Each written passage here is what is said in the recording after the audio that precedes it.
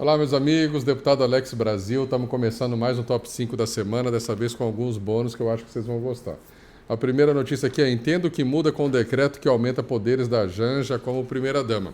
Pois é, o que já era ruim piorou um pouco mais. Vindo desse governo, a gente sempre consegue piorar ainda mais. A Janja, até então, tinha gastado em torno de 117 milhões desde a chegada do novo governo Lula 3. 117 milhões. Isso porque ela não tinha gabinete para chamar de seu, não tinha assessor, não tinha nada. Era só a primeira-dama. Agora ela tem toda uma estrutura, mais de 100 assessores. Agora ela está do jeito que ela queria. Se ela já tinha gastado 117 milhões nesses 2 anos e meio de mandato, você imagina o que essa mulher vai gastar a partir de agora. Pois o Lula fez um decreto aumentando, na verdade, dando a ela poderes de primeira-dama, agora remunerada e com estrutura colossal, custeada por nós pagadores de imposto. Então, para quem fez o L, deve estar muito feliz que está pagando todo esse luxo, todo esse esbanjamento por parte da Janja, Infelizmente, as coisas só pioram quando a gente fala desse casal. Próxima notícia: sobrinho de Dilma diz que Lula não o Trump acabou com a guerra em Gaza. Cara, isso aqui é tão absurdo, eu li no decorrer da semana, vamos falar um pouco sobre isso agora, que ele postou nas redes sociais dele e acabou sendo desmentido pela própria empresa X, dizendo o seguinte, que quem acabou com a guerra foi o Lula, pois o Trump, na verdade, só ajudou a financiar a guerra. Lula é o verdadeiro causador da paz. Enfim, o que vocês acham disso? Vindo de alguém que é sobrinho da Dilma, que manda você estocar vento e saudar a mandioca, é lógico que não poderia ser muito diferente dela, O cérebro, com certeza, deve ser do tamanho de uma azeitona. E então a gente sabe que o Lula nunca fez nada pela paz, um bravateiro que só consegue dizer que eu com uma cachaçinha consigo fazer a Rússia e a Ucrânia entrar em paz. Então é um cara totalmente perdido. E quem realmente causou a paz aí foi o Trump, onde ele colocou o Hamas na parede e disse, ou vocês entregam os reféns e assinam o termo de paz, ou não vai sobrar um para contar a história. Então é assim, se você quer paz, se prepare para a guerra. E é assim que geralmente as coisas acontecem. Não é vindo um presidiário como o presidente do país, que nós temos hoje, dizendo que com uma cachaçinha ele vai conseguir a paz entre duas nações. Então é ridículo, foi desmentido pela própria plataforma X, e entra para a história como alguém que realmente deve ter um cérebro do tamanho da Dilma, que é a tia dele. A próxima notícia: Moraes rejeita pedido de Bolsonaro para revogar a prisão domiciliar. Diz que é necessário para evitar fuga. Você sabe que o Moraes, hoje, a gente percebe que se um dia o Bolsonaro vier a óbito, acabou o Moraes, Porque a vida dele gira em torno do Bolsonaro. E o sonho dele era realmente conseguir deixar o Bolsonaro preso, tem conseguido deixar o Bolsonaro preso por essa questão domiciliar. Não sei se vai conseguir colocar ele num presídio, eu torço para que não, mas infelizmente ele já conseguiu calar no maior líder da direita que nós temos no país, e quando a gente acha que em algum momento ele vai recuar, ele consegue avançar um pouco mais.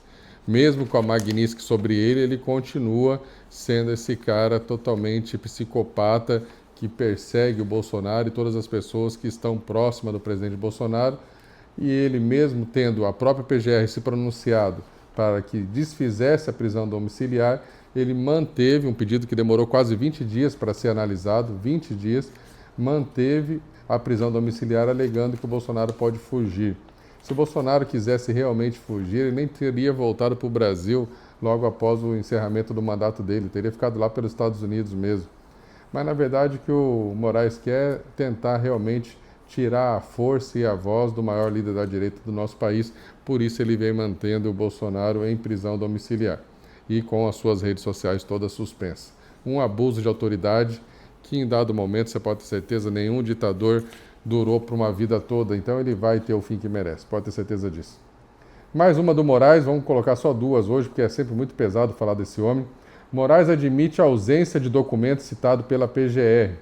Bom, eles estão no julgamento, de uma grupo 4, que eles chamam, que é um grupo que está sendo acusado de ter, entre outras coisas, terem criticado nas redes sociais as urnas eletrônicas. E um dos que está sendo julgado ali conseguiu comprovar de que a acusação se baseia em provas que nem estão nos autos. Como é que eles estão sendo julgados e agora condenados por questões processuais e objeto de denúncia ali que sequer consta no processo.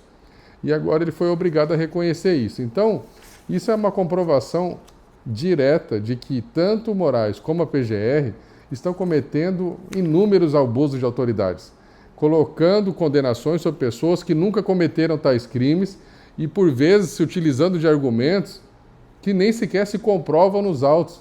Isso aqui demonstra claramente o quanto está errado esse julgamento que envolve o presidente Bolsonaro e todos esses que estão nos grupos sendo julgados nesse momento.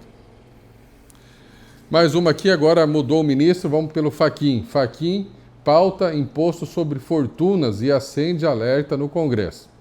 Um Congresso totalmente refém, né, que só fica barganhando emenda, que toda hora cisca para um lado, cisca para o outro, não mostra firmeza no que quer. Tem um STF que está governando e está legislando no lugar dos outros poderes. Então, quando o Fachin agora coloca em pauta para que o STF defina a questão de cobrança de imposto sobre grandes fortunas, eles estão mais uma vez dizendo, olha, se o Congresso não faz nada, ou se contrariam a nossa vontade aqui do STF ou do governo Lula, porque o STF é um puxadinho do governo Lula, nós pautamos aqui e nós definimos aqui o que vai ser feito. E mais uma vez está sendo feito isso. Agora, você que é um pouquinho mais inteligente, que não tem apenas uma azeitona no lugar do teu cérebro, você acha que alguém que tem grandes fortunas, uma vez que começa a pagar taxas, impostos, cobranças que em outros lugares do mundo não se cobra, você acha que esse cara vai deixar a grande fortuna dele aqui no Brasil? De novo, isso é mais um motivo para quem tem recursos investidos no Brasil acabe tirando seu dinheiro do Brasil e leve para outros países. Então, cada vez mais, o Brasil se assemelha a um país comunista, socialista, onde só sabe colocar cada vez mais carga tributária sobre o trabalhador e cada vez nivela mais o povo para a miséria. Porque pode ter certeza, quem tem grandes recursos aqui não vai ficar por aqui porque vai contribuir muito mais do que contribuiria em outros países com um mercado mais liberal. Agora nós vamos pegar a parte da Venezuela. Temos duas situações envolvendo a Venezuela aqui. Venezuela fecha embaixada na Noruega 3 dias após o Nobel da Paz ir para a opositora Maria Corina Machado. Pois é, a Venezuela não ficou nada feliz que a sua grande opositora, Maria Corina, que já veio muitas vezes aqui no Brasil, inclusive conversar com o presidente Bolsonaro, denunciando aquelas atrocidades que acontecem na Venezuela, e agora ela ganhou o Nobel da Paz. Só que a Venezuela, através do seu ditador Maduro, não gostou disso, mandou fechar sua embaixada, não vai mais estar na Noruega. Pode ter certeza que a Noruega vai ficar muito melhor sem ter a Venezuela lá presente.